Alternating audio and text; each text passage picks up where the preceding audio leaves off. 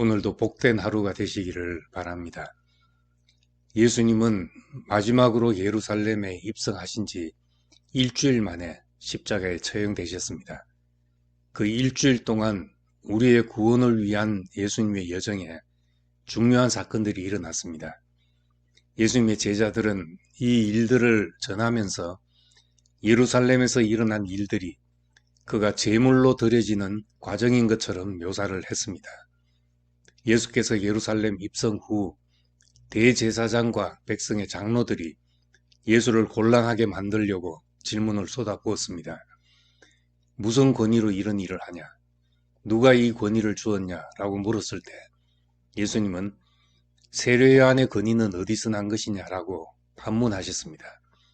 대제사장과 장로들은 백성이 요한을 하나님이 보낸 선지자로 여기기 때문에 예수님의 반문에 함부로 반박할 수 없었습니다. 또 바리새인들이 와서 가이사에게 세금을 바치는 것이 옳습니까? 옳지 않습니까? 라고 묻자 가이사의 것은 가이사에게, 하나님의 것은 하나님께 바치라고 하셔서 그들의 함정에 걸리지 않으셨습니다. 또 어떤 사두개인들은 예수께 부활에 관한 질문을 하면서 한 여자가 자식이 없이 남편이 죽어 모세의 율법대로 동생과 결혼했으나 여전히 자식을 얻지 못해 7명의 동생과 결혼했다면 부활 때 누구의 아내가 되겠습니까? 라고 물었습니다. 질문한 사람들은 예수께서 대답하기 곤란한 상황에 빠질 것으로 기대했는데 예수님은 너희가 성경도 모르고 하나님도 몰라서 오해한 것이다. 부활 때는 시집가고 장가가는 세계가 아니라고 하시면서 아브라함의 하나님, 이삭의 하나님, 야곱의 하나님이라 하지 않았느냐? 하나님은 죽은 자의 하나님이 아니라 산 자의 하나님이시다라고 대답하셔서 사두개인들을 잠잠케 하셨습니다. 이렇게도 저렇게도 대답하기 곤란한 질문 앞에서 아무도 아니라고 할 수 없는 대답을 하셨습니다. 구약에 보면 제물로 드려지는 양은 흠없는 어린 양이어야 하므로 자세히 검사받아야 했는데 예수께서 모든 질문을 통과하시는 모습은 마치 흠잡을 수 없는 제물로 검증되는 것 같이 보였습니다. 그리고 예수님은 대제사장 가야바 앞으로 끌려가셨습니다. 가야바는 유대인들에게 한 사람이 백성을 위하여 죽는 것이 유익하다고 권고하던 사람이었습니다. 그는 예수를 제물로 잡으려고 이미 준비하고 있었습니다. 아이러니하게도 생명의 무궁한 능력을 다룬 대제사장이신 예수께서 혈통과 육으로 난 대제사장인 가야바 앞에 서신 것입니다. 거기서 대제사장들과 온 공회가 예수를 죽일 증거를 찾고 있었습니다. 그들은 예수를 죽여야 한다는 데는 일치했지만 왜 죽여야 하는지에 대해서는 의견의 일치를 보지 못했습니다. 가야바의 질문은 네가 바로 하나님의 아들 그리스도인가 였습니다. 예수님은 입을 열어 두 마디를 하셨습니다. 너희는 사람의 아들이 하나님 우편에 앉은 것과 구름을 타고 오는 것을 볼 것이다 하셨습니다.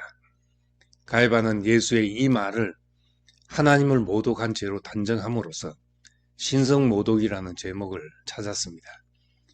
제목이란 본래 미워하는 자들이 그들의 미워하는 사람에게 붙이는 미워할 이유에 불과합니다. 그리고 그들은 예수의 눈을 가린 후 침 뱉고 주먹으로 치며 뺨을 때리며 너를 때린 사람이 누군지 맞춰보라고 조롱했습니다. 실상은 예수의 눈을 가린 것이 아니라 그들의 눈이 가려진 것입니다. 종교 재판은 끝이 났고 그들에게는 사형 집행권이 없었으므로 총독 빌라도에게 예수를 보냈습니다. 평화를 주시는 일의 왕이신 분이 세상 왕 앞에 서신 것입니다.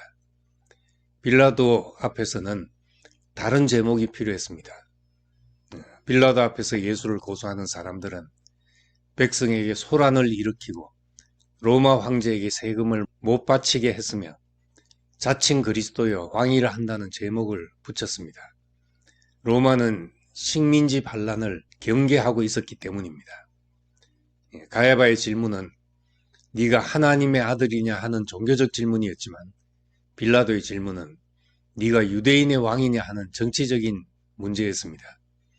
그런데 예수님의 대답은 내 나라는 이 세상에 속한 것이 아니다 라고 말했습니다. 예수님은 정치적인 왕이 아니었기 때문에 빌라도는 이 사람의 죄를 찾을 수 없었습니다. 빌라도는 침묵하는 예수 앞에서 내가 너를 놓을 권한도 있고 십자가에 못 박을 권한도 있는 줄 알지 못하느냐 했는데 예수님은 위에서 주지 아니하셨더라면 나를 해할 권한이 없었을 것이다 대답했습니다. 실제로 빌라도는 예수를 처형하라는 군중들에게 저항할 힘도 반대할 명분도 찾지 못했고 폭동이 일어날 것을 두려워하여 예수를 십자가형에 처형하도록 넘겨준 것입니다. 대제사장 가야바의 종교재판은 하나님의 아들 그리스도라는 것을 다루었고 유대 총독 빌라도는 그리스도의 왕권을 다루었습니다. 가야바와 빌라도 그들은 자기들의 일을 하였습니다. 그러나 예수에게는 그렇게 되리라 한 구약의 말씀이 성취된 것이었습니다. 흥미로운 것은 반목이 심했던 바리새파와 사두개파가 예수를 죽이는 일에 하나가 되었고 헤롯과 빌라도가 전에는 원수였으나 하루 사이에 서로 친구가 되었다고 했습니다. 그리고 적대적 관계였던 유대 종교와 로마 권력이 하나가 되었습니다. 세상 원리는 공통의 적이 있으면 뭉쳐집니다. 그래서 뭉치려고 공통의 적을 만들기도 합니다. 이 같은 일이 요한계시록에도 나옵니다.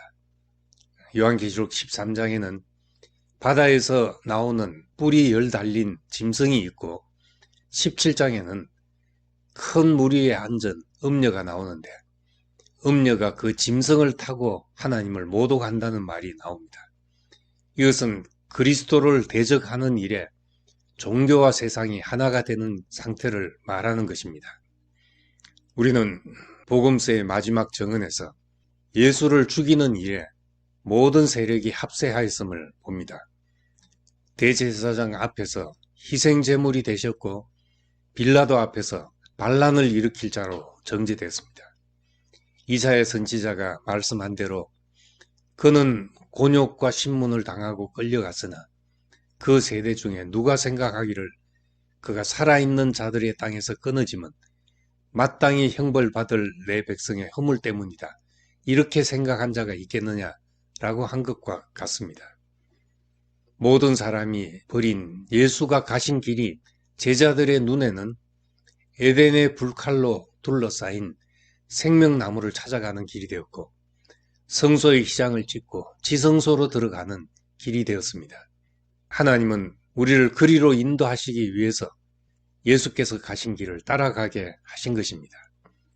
유대교의 제사의식에서 제물은 진 밖에서 불사르듯이 형을 집행할 때 예수를 도시 밖으로 끌고 나갔습니다. 히브리서 13장에 그 짐승의 피는 죄를 위해 대제사장이 지성소로 갖고 들어가고 그의 몸은 진 밖에서 불태워진다. 이와 같이 예수께서도 자신의 피로 백성을 거룩하게 하시려고 성문 밖에서 고난을 당하셨다. 그러므로 우리도 그분의 치욕을 짊어지고 진 밖으로 그분에게 나가자고 했습니다. 군중들에게 버림받고 유대 종교에 의해 정죄당하고 로마의 힘에 의해 처형당한 예수, 우리도 치욕을 짊어진 분을 따라가고 있다는 것이 우리를 세상으로부터 정결하게 만듭니다. 이분은 그 어디에도 머리 둘 곳이 없었고 하나님 앞에서만 살 수 있었습니다. 내 부모는 나를 버렸으나 여호와는 나를 영접하신다 했던 다윗의 고백처럼 예수님은 하나님 앞에서만 살 수 있는 사람이었습니다. 그러므로 그는 죄를 정결케 하신다는 히브리서 기자의 정언처럼 예수를 바라보는 일은 우리를 모든 욕망에서 정결하게 하십니다. 세상의 영광을 구하는 모든 마음을 내려놓고 하나님의 임재 앞에 있는 사람으로 다시 서게 합니다. 예수 그리스도로 말미암아 우리가 하나님 앞에 올바른 위치로 회복되는 그런 길을 열어주신 것을 감사드립니다.